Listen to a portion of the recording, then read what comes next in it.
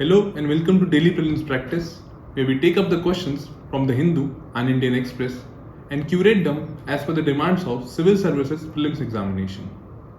The questions for the discussion are listed on your screen. Moving on to the first article of the day, the article has featured on page 1 of the Indian Express and basically talks about the word of caution as advised by Reserve Bank of India governor. Now, the governor has raised concern over banks adopting over-aggressive growth strategies and using innovative methods for what he possibly calls as evergreening of loans, that is, reviving a loan which is on the verge of default by extending more loans to the same borrower. Now, UPSC in the previous year also has asked questions related to banking system regularly, and such a question was seen in 2018 regarding the governance of public sector banks. In this regard, we have framed a question regarding the prompt corrective action which is related to the functioning of the banks. Now the question here says, with reference to the prompt corrective action, consider the following statement. The first statement here is, it is imposed when a bank fulfills certain regulatory thresholds. Now this statement by its very nature is incorrect because it says when a bank fulfills certain regulatory threshold. It is not fulfilled. Rather, the prompt corrective action is a supervisory tool and it is imposed when a bank breaches certain regulatory thresholds like that of capital, asset quality, leverage, etc. Moving on to the second statement, it says the framework is applicable on all the banks that are operating in India, including the foreign banks. Now, this statement is correct, as the prompt corrective action is applicable on all the banks that are operating in India, including the foreign banks that are also operating in India through branches or subsidiaries. It is to be understood here that the payment banks and the small finance banks have been removed from the list of lenders wherein the prompt corrective action can be initiated. Moving on to the third statement, it says the revised framework has removed leverage as an indicator. Now this statement is also incorrect. The revised framework has removed return on asset as an indicator, but it still includes capital, asset quality, and leverage as the three parameters which are considered as the key areas for monitoring on a bank. The question further says which of the statement given above is or are correct, and as only statement 2 is correct, the correct code for the given question will be option B. Further, the correct code for the previous year question is also option B. Moving on to the next article of the day, the article has featured on page 10 of the Indian Express and basically talks about the recent launch that has been made by the ISRO. Now the ISRO has recently launched the first of the 5 second generation satellite for the navigation by the Indian constellation, that is popularly known as the Navik. Now UPSC in the previous year has continuously asked questions under the science and tech section from the space sector, and such a question regarding the developments in the field of science was seen even in this year prelims, wherein the UPSC has asked about the satellite navigation system. So this theme become important for us from the perspective of the prelims examination. The practice question here says, consider the following pair and the satellite navigation system that is associated with it. The first pair is that of Galileo, which is matched with Russia. Now this is an incorrect pairing. Galileo is a global navigation system which belongs to the European Union. Russia, on the other hand, has its own navigation system that is global in nature and it is known as GLONASS. So option 1 and option 2 here are interchanged, and hence both the options here are incorrect. Moving on to the third pair. Now here Beidou is matched with Japan, and it is also incorrectly matched as Beidou is a global navigation system that belongs to China. Moving on to the fourth pair, it says global positioning system that is matched with the United States. And now this pair is correctly matched. The question further says how many pairs given above are correctly matched, and as only a single pair is correctly matched, the correct code for the given question will be option A. Now it is there to understand that currently there are only 4 global navigation systems. One is that of United States of America that we have seen as the GPS. Other belongs to the Russia that is known as the GLONASS.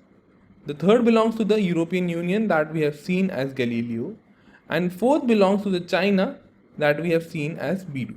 Apart from the four global navigation system, there are two regional navigation systems also, and which belongs to the countries of Japan and that of India, with India having Navik as its own regional navigation system and Japan having Quasi-Zenith as its own satellite navigation system.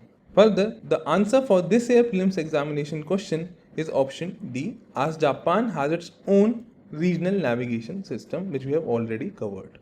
Moving on to the next article of the day. The article has featured on page 14 of the Indian Express and basically talks about the institution of CAG, that is the Controller and the Auditor General of India.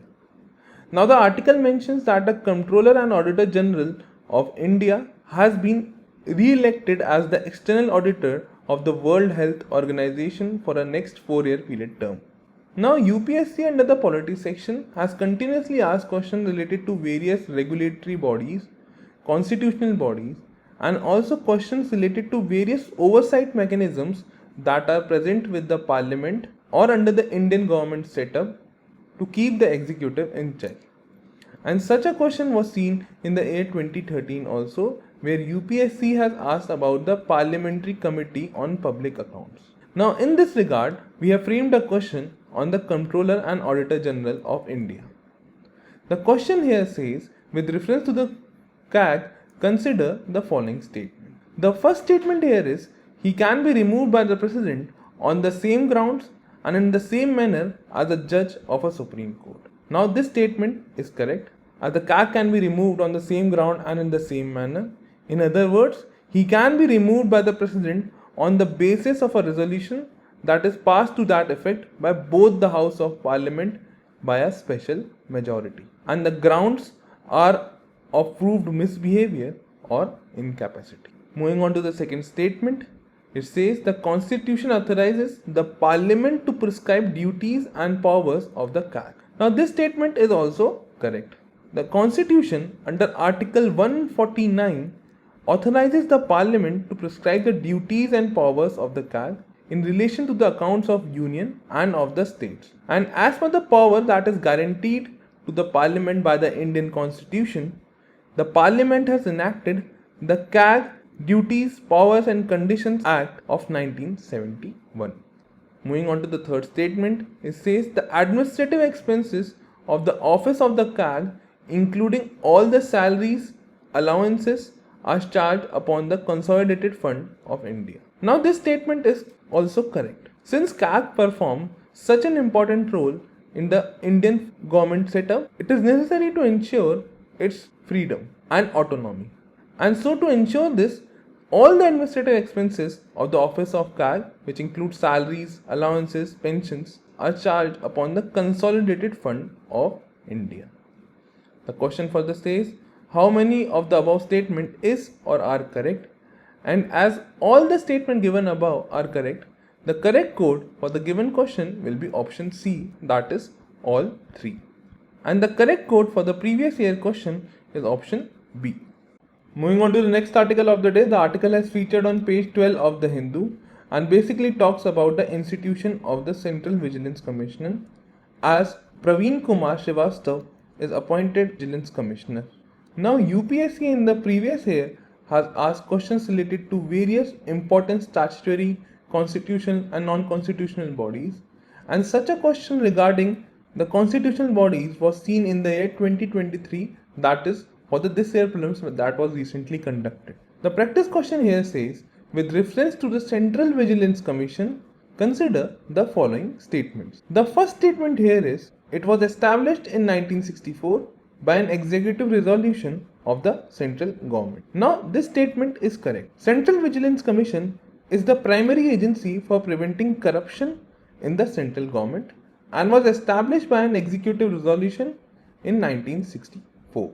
Moving on to the second statement, it says it is neither a constitutional nor a statutory body. Now this statement here is incorrect. Originally, when Central Vigilance Commission came into existence, that in 1964, it was neither a constitutional body nor a statutory body. But later, in 2003, the Parliament enacted a law which conferred statutory status on the Central Vigilance Committee. So statement 2 here is incorrect. Moving on to the third statement, it says chairperson and the members of the commission are appointed by the president on the recommendation of committee that consists of Prime Minister, Chief Justice of India and the leader of opposition. Now this statement here also is incorrect, as the Central Vigilance Commission is appointed by the president, and this appointment comes on the recommendation of a 3-member committee that consists of Prime Minister, leader of opposition, but Home Minister and not the Chief Justice of India.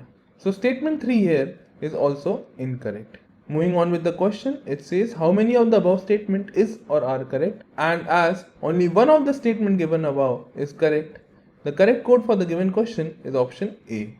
Further, the correct code for the prelims question this year is also option A. Moving on to the next article of the day, the article basically talks about the president rule in Manipur. Now the protesters are protesting amid the fresh violence that has erupted in Manipur, and they are saying that Article 355 is not enough. Now UPSC in the previous year has continuously asked questions related to emergency rules either directly or indirectly, and such a question was also seen in the prelims 2023 also. We have taken a prelims question from 2022 which talks about the exclusive power of Lok Sabha and includes declaration of emergency as one of the options. A practice question regarding the president rule is framed in this regard. The practice question here says, consider the following statement regarding the president's rule. The first statement here is, the president can issue proclamation regarding president rule only after the report from the governor. Now this statement is incorrect. Article 356 of the Indian Constitution empowers the president to issue a proclamation if he is satisfied that a situation has arisen in which the government of a state cannot be carried out in accordance with the provisions of the Constitution. Now it is here to understand that the president can either act on a report of the governor of the state or otherwise, that is even without the report from the governor. So first statement here becomes incorrect as it talks about only after the report of the governor. Moving on to the second statement, it says the resolution approving the proclamation must be passed by a special majority by both the houses of the parliament. Now this statement is also incorrect. Now every resolution that comes in which asks for approving the proclamation of president rule or its continuation can be passed by either house of parliament only by simple majority and not the special majority. Moving on to the third statement, it says the state legislative assembly should be dissolved only after the parliament has approved the presidential proclamation, and this statement here is correct. Now it was during the S.R. Bomai case, it was agreed that the state legislative assembly should be dissolved only after the parliament has approved the presidential proclamation, and until such an approval is given, the president can only suspend the state legislative assembly. It was also said, in case the parliament fails to approve the proclamation, the assembly would be reactivated. So statement 3 here is correct. The question further says choose the correct code, and as only option 3 is correct, the correct code for the given question will be option C. Further, the correct code for the previous year question is option B.